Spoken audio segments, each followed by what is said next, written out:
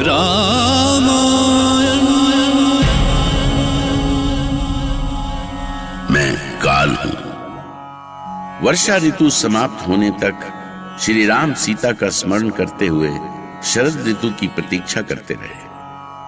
शरद ऋतु भी बीतती जा रही, किंतु सुग्रीव सत्ता सुख में इतने डूब गए थे कि श्री राम के इस कार्य को भूल ही गए। ऐसा ही होता है, अपने सुख में किसी को दूसरे का दुख दिखाई ही नहीं देता।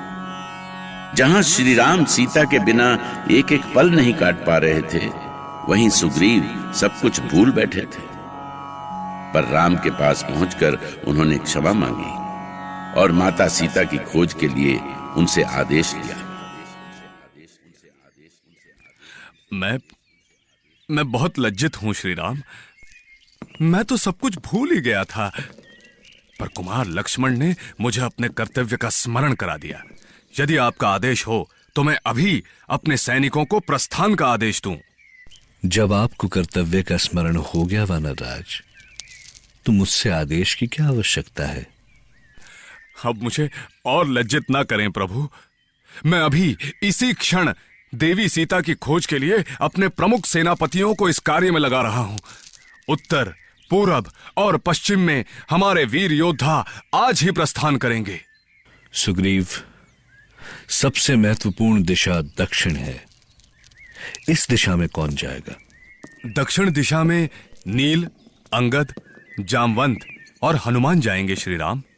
किष्किंधापति, अब मुझे संतोष हो गया है कि आपके नेतृत्व में आपके वीर और पराक्रमी योद्धा सीता का अवश्य पता लगा लेंगे। आपका कार्य सफल हो। प्रभु, आपकी कृपा से हमारा कार्य अवश्य सफल होगा। और जहां पर अंगद जैसा युवा नायक, रीछपति जामवंत जैसा वरिष्ठ और बुद्धिमान और महान पराक्रमी हनुमान हो, वहां पर तो किसी कार्य में कोई बाधा आ ही नहीं सकती। ठीक है किष्किंधापति, अब आप अपनी सेना को आदेश दें। जैसी आज्ञा प्रभु। चले सकल बन खोजत, सरिता सर गिरि खोह। राम काज लैली मन, बिसरा तन कर छोह।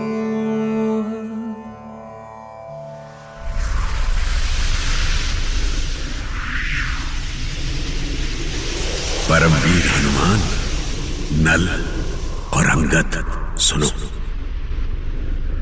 जैसे कि हम सबको आशंका है, देवी सीता दक्षिण दिशा में ही गई है, तो हमारा दायित्व बनता है कि हम दक्षिण दिशा के चप्पे चप्पे को छान मारें।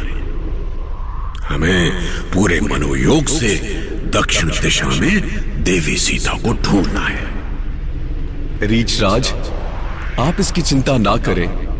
मैं देवी सीता को ढूंढने के लिए आकाश पाताल एक कर दूंगा। हाँ रीछपति, लंकापति रावण उसे कहीं भी छिपा ले, मैं उन्हें अवश्य ढूंढ निकालूंगा। और जब तक मैं उन्हें ढूंढ नहीं लेता, मैं चैन से नहीं बैठूंगा। हाँ रीछपति, श्री राम की कृपा से संसार की कोई भी बाधा हमारा मार्ग नहीं रोक सकती। मेरे सामने जो भी नदी, पर्वत, समुद्र आएंगे, सबको पार करते हुए मैं माता सीता को ढूंढकर प्रभु श्री राम के पास अवश्य लाऊंगा।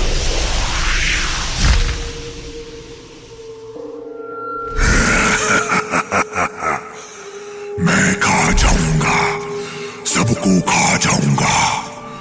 मैं जाने कब से भूखा था, भरपेट भोजन नहीं मिल रहा था।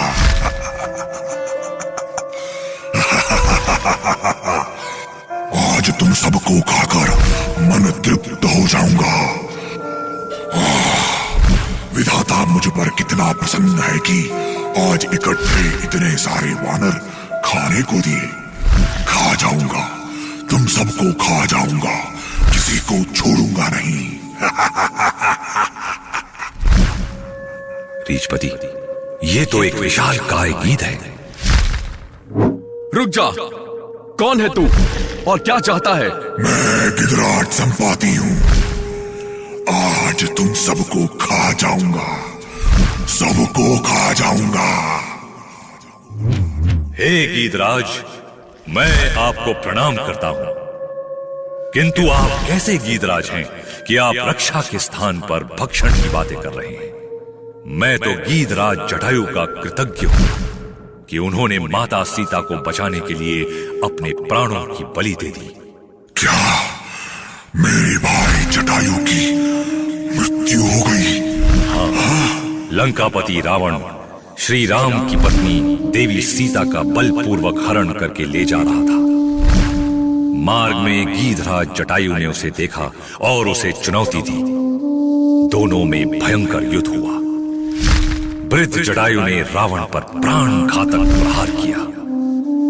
इस पर क्रोधित होकर रावण ने अपने खड्ग से उनके दोनों पंख काट दिए। हे प्रभु, ये क्या हो गया? क्या अनर्थ हो गया? हनुमान की बातें सुनकर गीधराज रोने लगे। अपने भाई की मृत्यु की कल्पना करके उन्होंने रोते हुए पूरी घटना के संबंध में विस्तार से पूछा।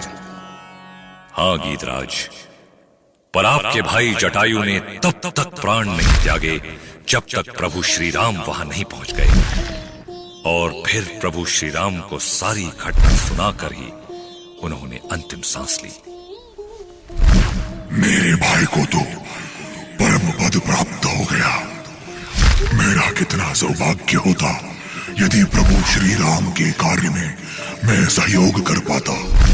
मुझे समुद्र तट पर ले चलो। मैं अपने भाई को तिलांजलि देकर अपना कर्तव्य पूरा करना चाहता हूँ।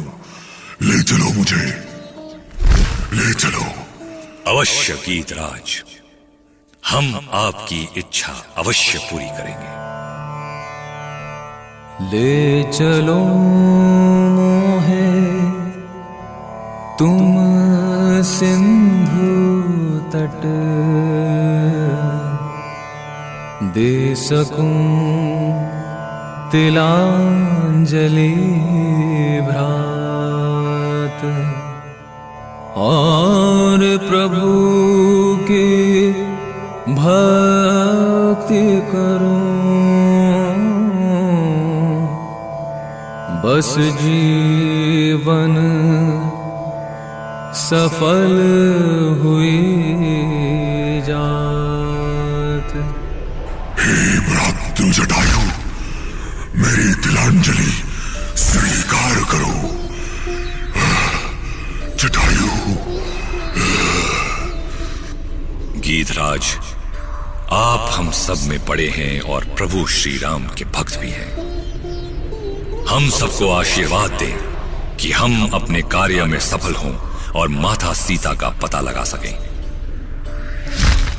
हे हनुमान, मैं वृद्ध हो चुका हूं। शारीरिक रूप से तो कोई सहायता कर नहीं सकता, किंतु हाँ, मैं ये बता सकता हूं कि देवी सीता कहाँ है। सच गीधराज, तो हमें शीघ्र बताएं कि देवी सीता कहाँ है।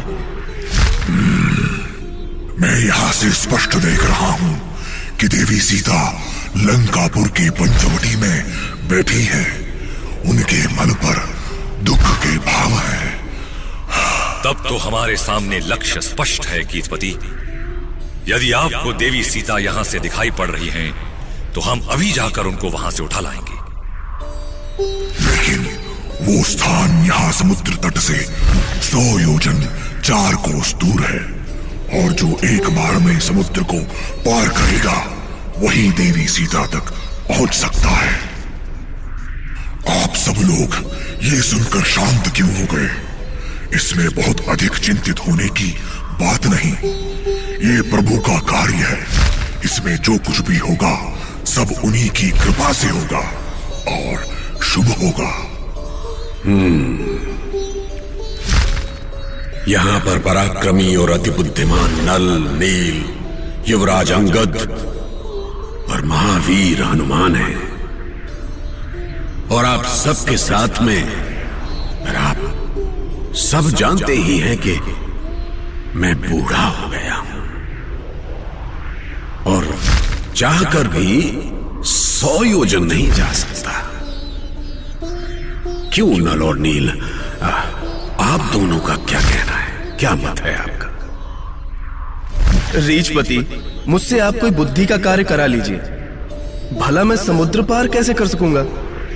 और रीछपति, जहां तक मैं जानता हूं, मैं 100 योजन पार कर सकता हूं, किंतु मैं लंका से लौटकर वापस आ सकूंगा, ये नहीं कह सकता।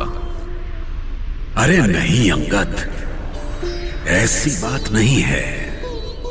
मुझे पूरा विश्वास है कि आप लंका जा भी सकते हैं और समुद्र पार करके आ भी सकते हैं, किंतु आप हम सबके नायक हैं, इसलिए आपका हमारे साथ रहना और आगे की योजना बनाना अति आवश्यक है।